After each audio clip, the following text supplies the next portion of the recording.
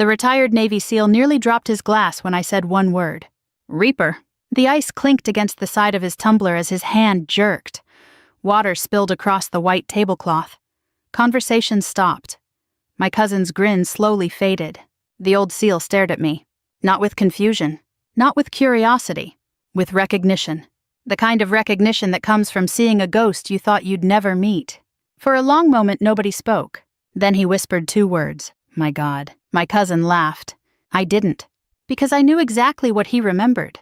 And I knew exactly how badly the next few days were about to go for the people who had spent years treating me like a family joke. My name is Emma Carter. I spent 20 years serving my country. Most of my family still thought I spent those years pushing paperwork behind a desk. The truth was far more complicated. And on the afternoon of my grandfather's 70th birthday celebration, that truth began to crawl out of the shadows. The party was being held at my grandparents' ranch outside Billings, Montana. It was late summer. The fields beyond the house glowed gold beneath the afternoon sun, and the air smelled like dry grass and barbecue smoke. The entire family had shown up. Aunts, uncles, cousins, in-laws. And unfortunately Ryan wasn't technically my brother. He was my cousin. But growing up he'd always acted like the older brother nobody wanted. Everything was a competition with him. Grades, sports, careers, money, attention. Especially attention. At 42 years old, Ryan still needed to be the loudest person in every room. He sold commercial real estate in Denver and talked about it constantly. How much he'd earned. What he'd bought. Who he knew. What deal he was closing next. The rest of the family loved it. Or at least they pretended to. I arrived wearing jeans boots and a simple navy blue shirt. Nothing about me stood out. I preferred it that way. The moment Ryan spotted me walking across the yard, his smile widened. Look who finally escaped the Pentagon. A few relatives laughed. I smiled politely. Good to see you too, Ryan. He wrapped an arm around my shoulder. Tell me something. Do they let you carry a gun in those office buildings? More laughter.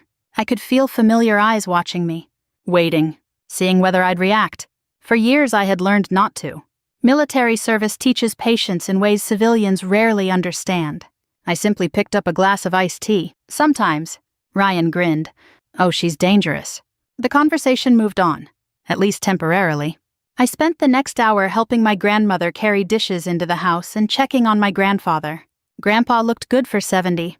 Older, certainly. A little slower, but still sharp. He squeezed my hand.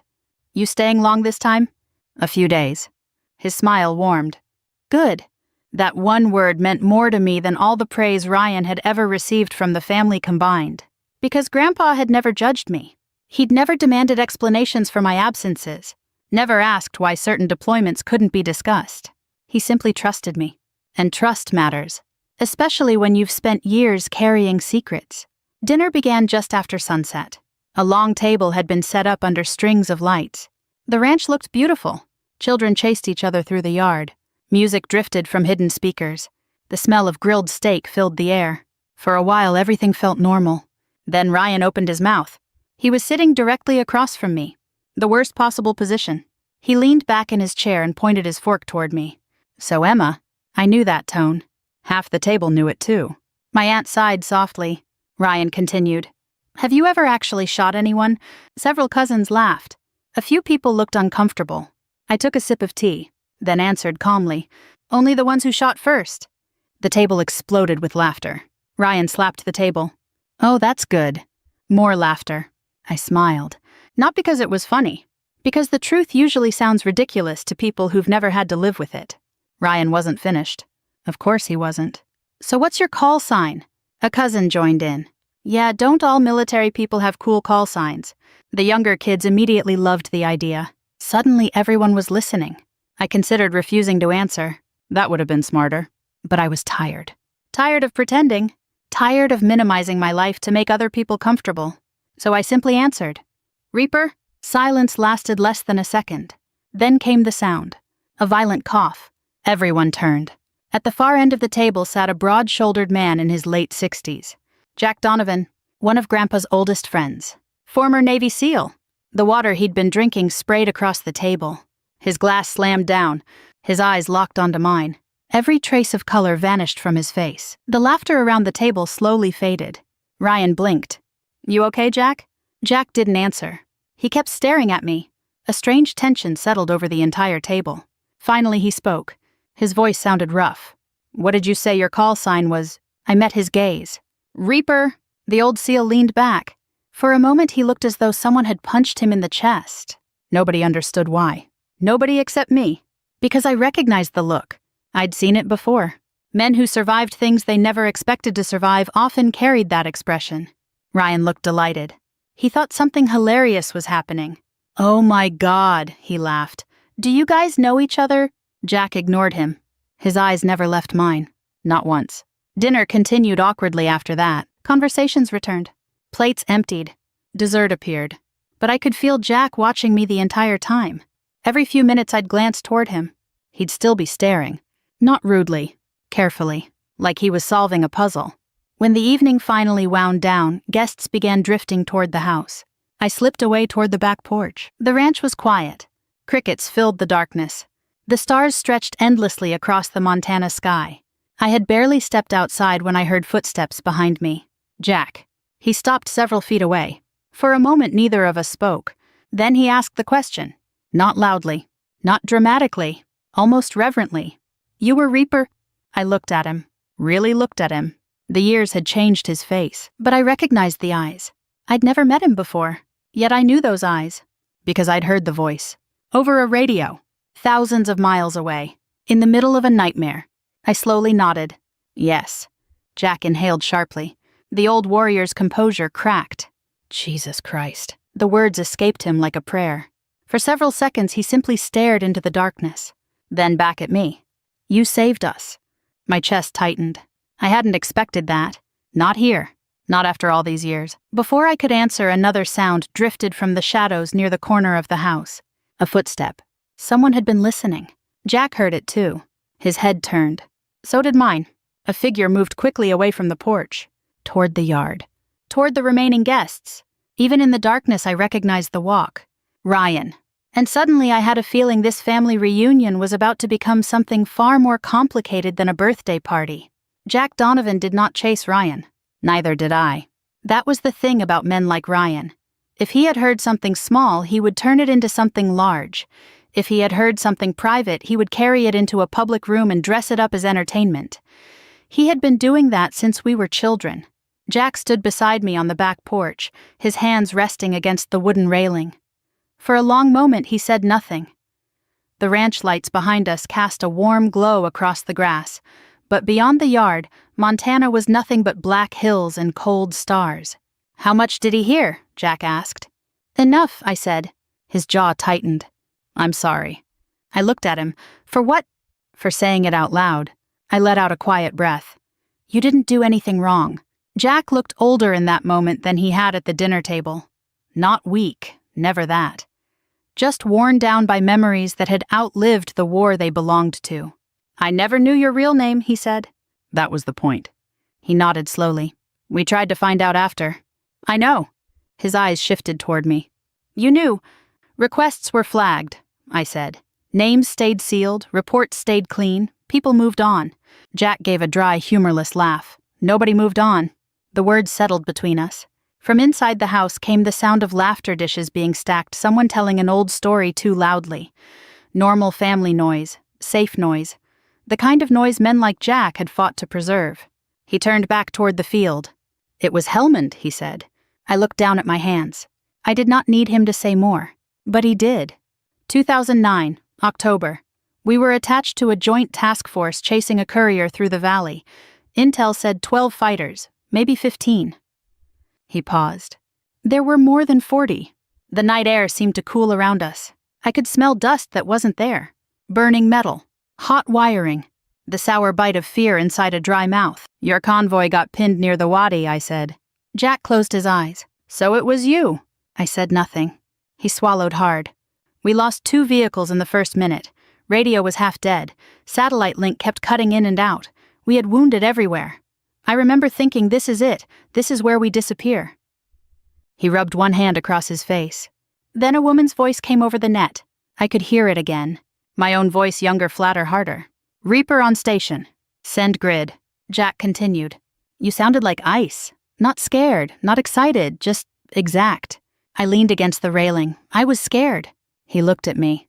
I was 26, I said. Everybody thinks calm means fearless. It doesn't. It means you put fear in a box and do the job anyway. Jack stared at the boards beneath his boots. You held that box tight. I remembered the operations center. The bluish glow of screens, men standing behind me, the smell of old coffee. My headset pressed so hard against my ear that it left a mark for hours afterward. I remembered the map, the valley, the moving dots, the red circles closing in. I remembered a voice yelling that they had wounded. Another voice saying they were low on ammunition. Someone praying without realizing the mic was still open. And I remembered giving coordinates. Again, and again, and again. Not because I wanted anyone dead. Because if I hesitated, Americans were going to die. Jack said, "We asked for air support. They said weather was bad, visibility was garbage, assets were being redirected." I know. Then you started moving pieces around like a chessboard. I almost smiled. A very ugly chessboard. You pulled a drone feed from one command air cover from another and convinced somebody with a lot more rank than you to give us a window. I was persuasive. Jack looked at me. You threatened him, didn't you? I did smile then, barely. I reminded him that dead Americans create paperwork generals don't enjoy. For the first time, Jack laughed. It was brief but real. Then his face sobered. You saved 17 men. I shook my head. I helped. No, he said firmly, don't do that. His voice carried the weight of command now. Don't shrink it down so other people can handle it. We were gone. Finished. You got us out. The porch door creaked behind us. I turned. My grandfather stood there. He had heard enough to understand that this was not casual conversation, but not enough to ask questions. Everything all right, he said. Jack straightened. Yes, sir. Grandpa looked from him to me. There was concern in his eyes, but also restraint. He had always known when not to push. Emma. I'm fine, Grandpa. He studied me a moment longer, then nodded. Your grandmother's looking for you. She saved you a piece of pie. That almost broke me. Not the memory of gunfire. Not Jack's gratitude. Pie. The simple tenderness of being remembered. I'll be in soon, I said. Grandpa nodded again and stepped back inside. Jack waited until the door closed. Does your family know anything? No. Nothing. They know I served. They know I deployed. They know I don't talk about it. And they mock you anyway. I looked toward the glowing windows of the house. They mock what they don't understand. Jack's mouth hardened. That's generous. It's habit. Inside, Ryan's voice rose above the others. I couldn't make out every word, but I heard enough. Reaper. Secret missions. Saved a SEAL team. Then laughter. Jack turned slowly toward the sound. His expression changed. It was subtle but unmistakable. The old soldier was gone. The old protector had taken his place. He's telling them, Jack said. Of course he is. You want me to shut it down? For a second I considered saying yes. Then I looked through the window. Ryan stood in the center of the living room with a beer in one hand, performing for the family. My aunt covered her mouth like she was amused. One of my cousins shook his head. Someone else laughed. My grandmother looked confused. My grandfather did not laugh. Ryan caught sight of me through the glass. His grin widened. He lifted his bottle slightly as if making a toast. I knew that look.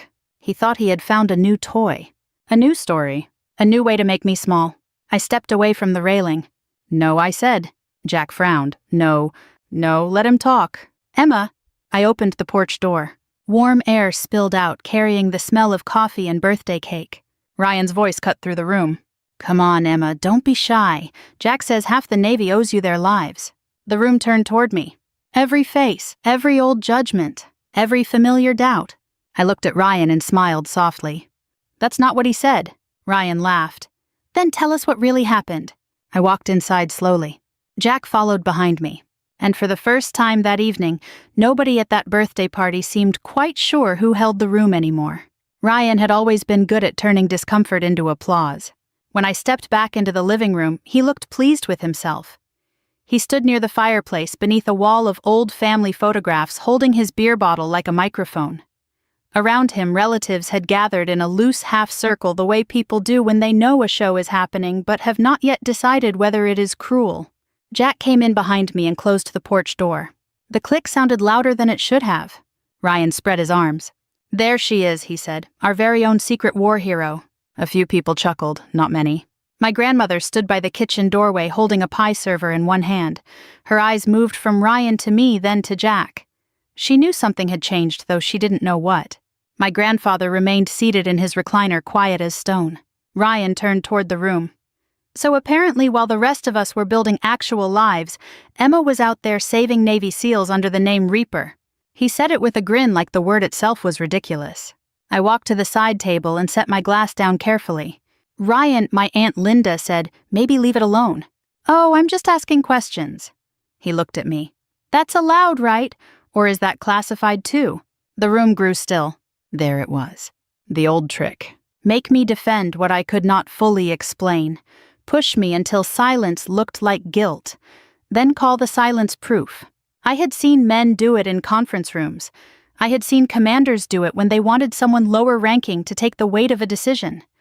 I had seen family members do it at Thanksgiving tables with gravy boats and plastic smiles. But Ryan had never understood one thing. Control is not the same as surrender. I met his eyes. "It was a birthday dinner," I said. "Not an interview." He laughed. "Convenient." Jack's voice cut in. "Careful." One word. Low. "Clean." "Dangerous." Ryan blinked at him, surprised. "What?"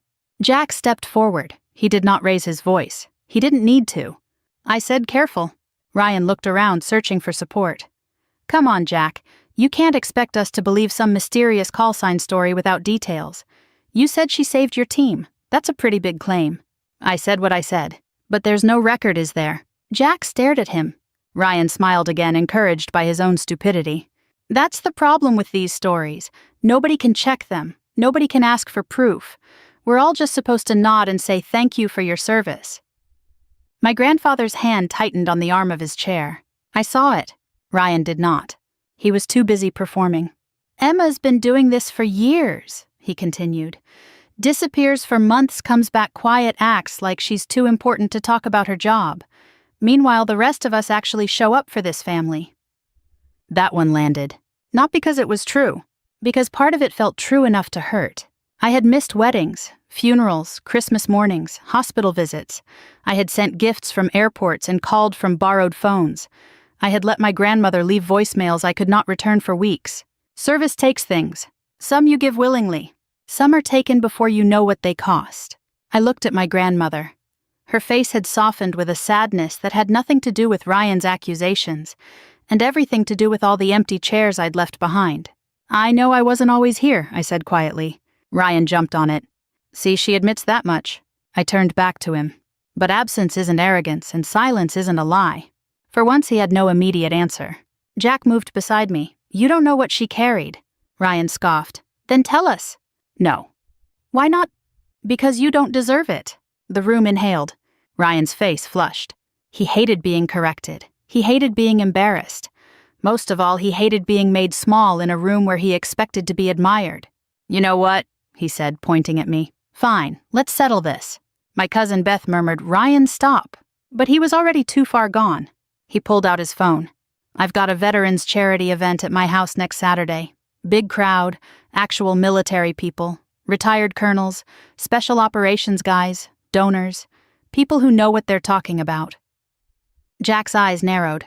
Ryan looked at me with theatrical generosity. "You should come." I said nothing. He smiled. "Tell your Reaper story there, in front of people who can ask real questions." Several relatives shifted uncomfortably. My aunt whispered, "This is unnecessary." Ryan ignored her. "Unless, of course, you don't want that kind of attention." I could have refused. I should have refused. A wiser woman might have gone back to her hotel, packed her bag, and driven away before dawn. I had done enough for one lifetime. I owed this family no performance, no explanation, no proof. But then I looked at Grandpa. He was watching Ryan with the tired disappointment of a man realizing that age had not made his grandson kind. Then he looked at me, not asking me to fight, not asking me to win, just seeing me. And that was enough. I turned to Ryan. "What time?" His grin faltered. He had expected anger, defensiveness, excuses, not acceptance. 7, he said. "I'll be there." The room went silent. Jack turned his head slightly toward me, not questioning but warning. I understood. This kind of thing could go wrong in a dozen ways. It could reopen old wounds. It could drag classified shadows too close to civilian light. It could hand Ryan another stage. But I also knew men like Ryan. They only stop when the room finally stops laughing with them. The rest of the birthday evening faded after that. People avoided my eyes. Some offered polite goodnights, others hugged me a little too tightly as though apology could be delivered through pressure and perfume. Ryan left smiling.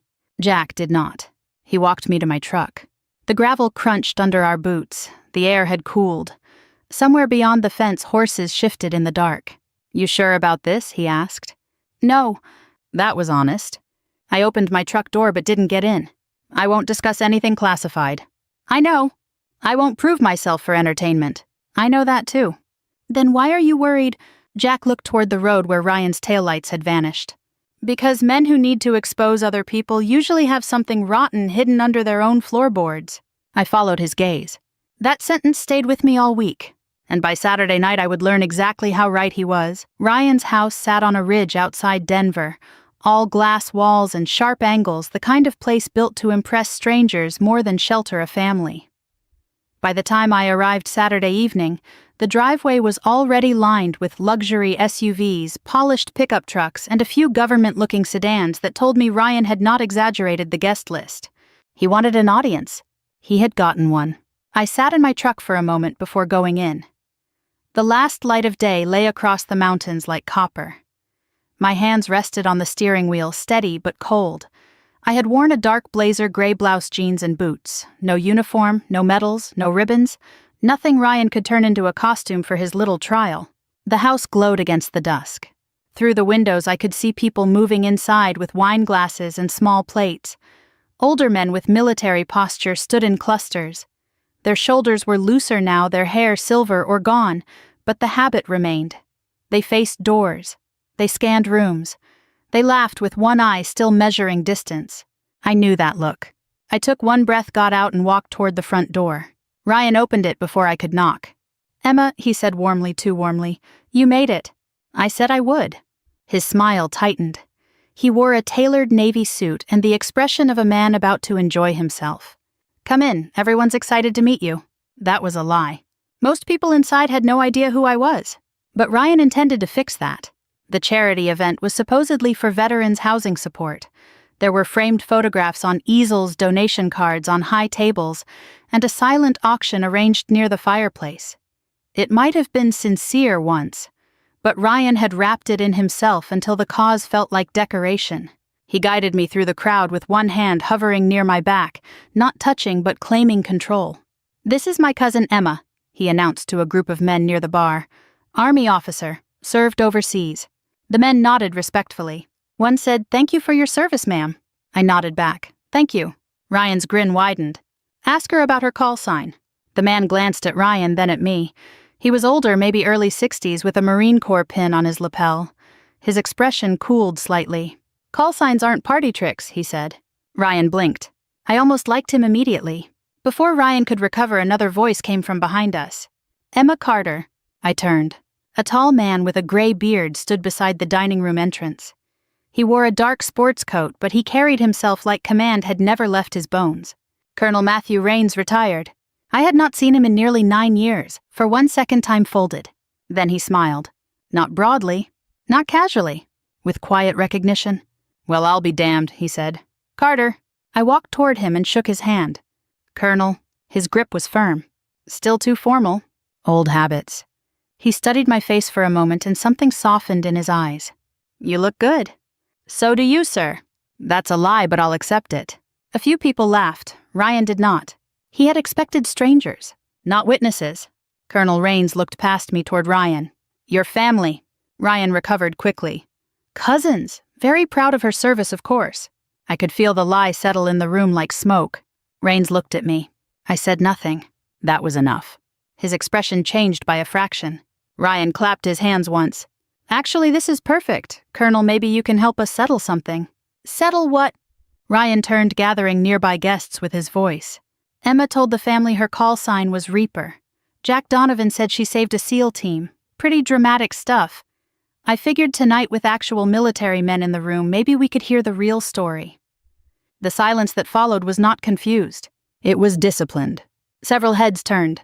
At the edge of the room, I saw Jack Donovan step in from the patio. He must have arrived before me. He met my eyes briefly, then looked at Ryan as if watching a man step onto thin ice. Colonel Rains placed his glass down on a side table. "Who told you that name?" he asked. Ryan's confidence flickered. "She did." Rains turned to me. I gave a small shrug. Dinner conversation got strange. Jack came forward. "Her cousin made it strange." Ryan laughed. "Gentlemen, come on, I'm not attacking anyone. I'm just saying if someone claims to have this mysterious legendary call sign—" "Stop talking," Rains said. 2 words. The room froze. Ryan's mouth remained slightly open. Rains did not raise his voice, but every officer in the room heard the command inside it. "You are walking through a door you do not understand," he said. Ryan's face reddened. "With respect, Colonel, people exaggerate military service all the time." "They do," Rains said. "But not her." A murmur moved through the room. Ryan looked at me angry now. "Then prove it." I felt tired. Not frightened. Not embarrassed. Just tired in the deep places. "Ryan," I said, "you invited me here hoping I would either look like a liar or break down trying not to. Neither is going to happen." His eyes narrowed. "I asked for proof. You don't have the clearance for proof." A few of the veterans exchanged looks. They understood. Civilians often thought that sentence meant arrogance. Soldiers knew it sometimes meant a graveyard of things never written where families could read them. Ryan scoffed. "That's convenient." Before I could answer, the front door opened again. The conversation near the entryway fell quiet first. Then the silence spread. An older man stepped inside wearing a dark suit, silver hair combed back, posture straight despite his age. I knew him immediately. Major General Arthur Whitcomb, retired. The last time I had seen him, we were standing in a secure operations center at 3 a.m, watching a rescue mission unfold one breath at a time. Ryan rushed toward him. "General Whitcomb, thank you so much for coming." Whitcomb nodded politely, then looked beyond him. His eyes landed on me. The entire room seemed to shift. He walked past Ryan without another word. Straight to me. I stood taller without meaning to. "Major Carter," he said. The title pulled a sharp breath from someone nearby. Then the general extended his hand. I took it. "General." His voice was calm, but his eyes held memory. "I heard someone was asking about Reaper." No one moved. Ryan's face emptied.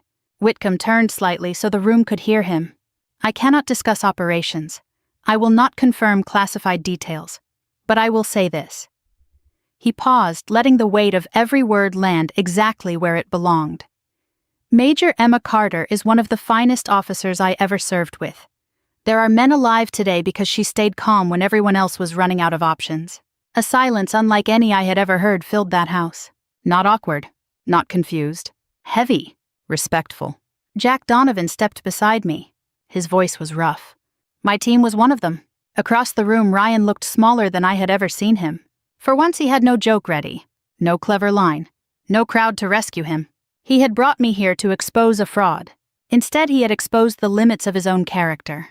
Then, Colonel Rains looked toward the silent auction table, where Ryan's name was printed in gold beneath the words, "Honoring our veterans with integrity."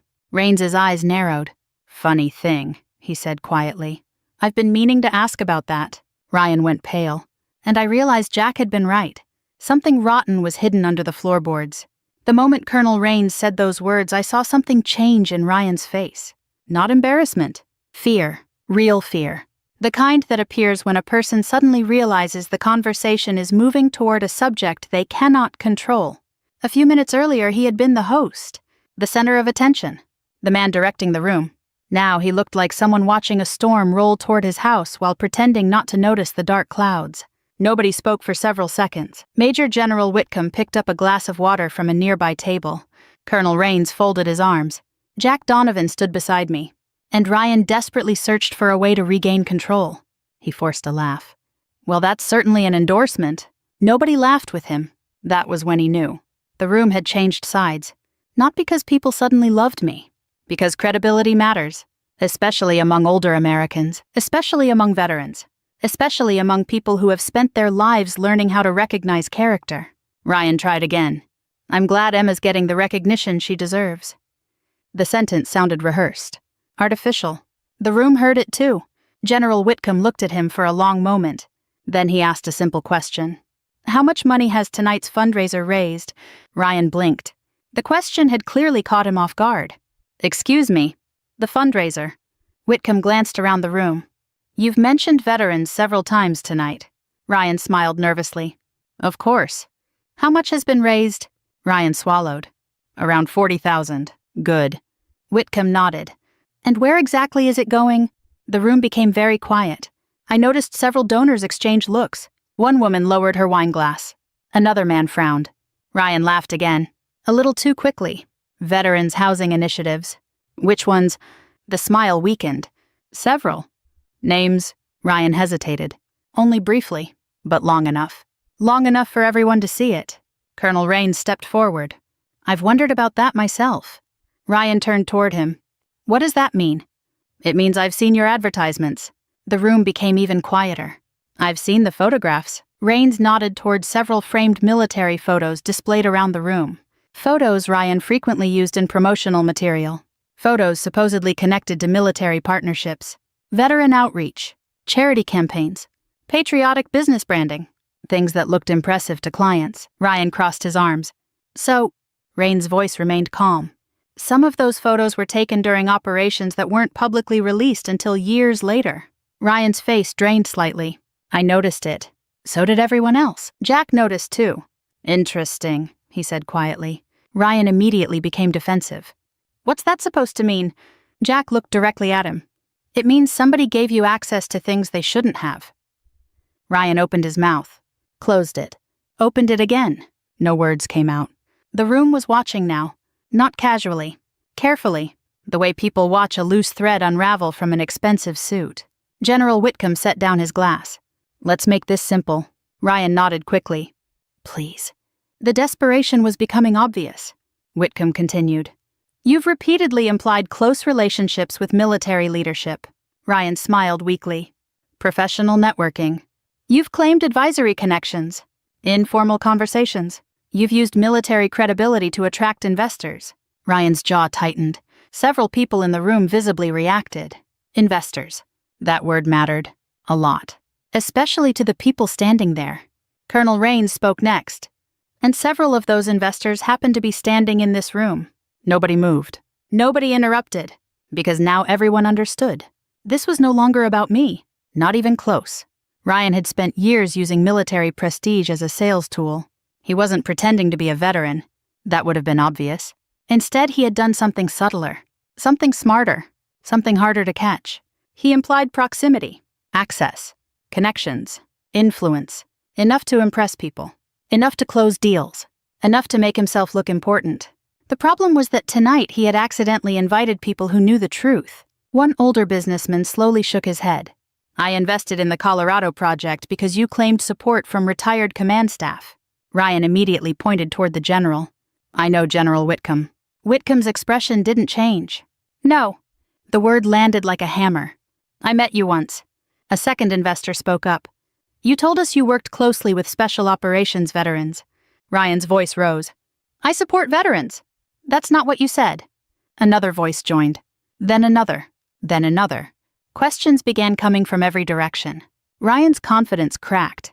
Completely. His answers became shorter, less coherent. Sweat appeared along his forehead. I simply stood there, watching. Not enjoying it. Not celebrating. Just watching. Because revenge is rarely as satisfying as people imagine.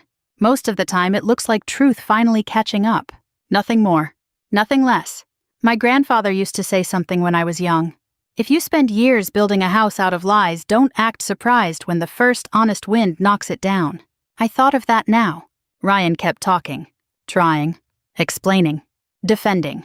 But nobody was listening anymore. The damage was already done. One investor quietly asked for his business card back.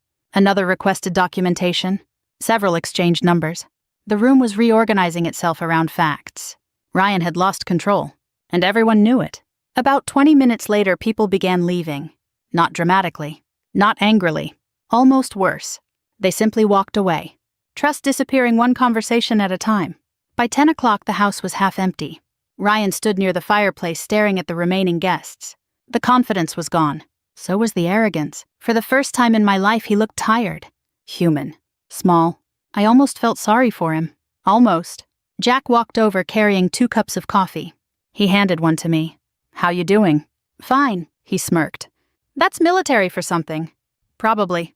We stood together in comfortable silence. A little later, General Whitcomb approached. So did Rains tell you? I frowned. Tell me what... The general smiled. Several men drove here tonight after hearing rumors you might attend. I looked surprised. Why? Jack laughed. Seriously. Before I could answer, the front door opened. 3 older men entered. Veterans. I knew immediately. One walked with a limp. Another carried himself like an old infantryman. The third stopped the moment he saw me. His eyes became glassy. For a second, nobody moved. Then he walked straight toward me. You probably don't remember me. I already knew what he was about to say. He smiled. You saved my life. The room disappeared. Not physically. Emotionally. Everything else faded. He pulled a photograph from his wallet. A family picture. A wife. 2 daughters. A grandson. He pointed at them. Because of that day, I got to meet all of them. My throat tightened. I couldn't answer. Not immediately. Another veteran stepped forward. Then another. Stories followed. Memories. Names. Moments. Lives that continued because somebody had done their job on a day that could have ended differently. For years I had carried those missions like files. Coordinates. Reports. Numbers. Now they had faces. Grandchildren. Gray hair. Wrinkles. Entire lifetimes. And somehow that felt heavier than combat ever had. Near midnight, Grandpa approached. The room quieted. He looked at me for a long moment. Then at Ryan. Then at everyone else. His voice was soft. But nobody missed a word. For years, he said this family celebrated the loudest person in the room. Silence. Grandpa continued. We should have been honoring the bravest. Ryan lowered his eyes. Nobody defended him. Nobody argued. Because deep down, everyone knew Grandpa was right. A little later, I walked outside. The night air felt cool against my face. The stars stretched endlessly overhead. Behind me, the front door opened. Jack stepped outside. Hey, Reaper. I turned. He smiled. Not the smile of a Navy SEAL. Not the smile of a veteran. Just the smile of a grateful man. Good to finally meet you. For the first time all night, I smiled back. You too. As I walked toward my truck, I thought about all the years I'd spent staying silent. Maybe silence had protected secrets. But tonight it had also revealed something else. The people who matter don't need your stories to respect you. Character eventually speaks for itself. And truth has a way of arriving exactly when it's needed. If this story meant something to you, I'd love to hear your thoughts. Have you ever been underestimated by your own family only for the truth to come out later? Leave a comment below and tell me where you're watching from. We share stories like this every day, and we'd be honored to have you join us. Subscribe so you don't miss the next journey.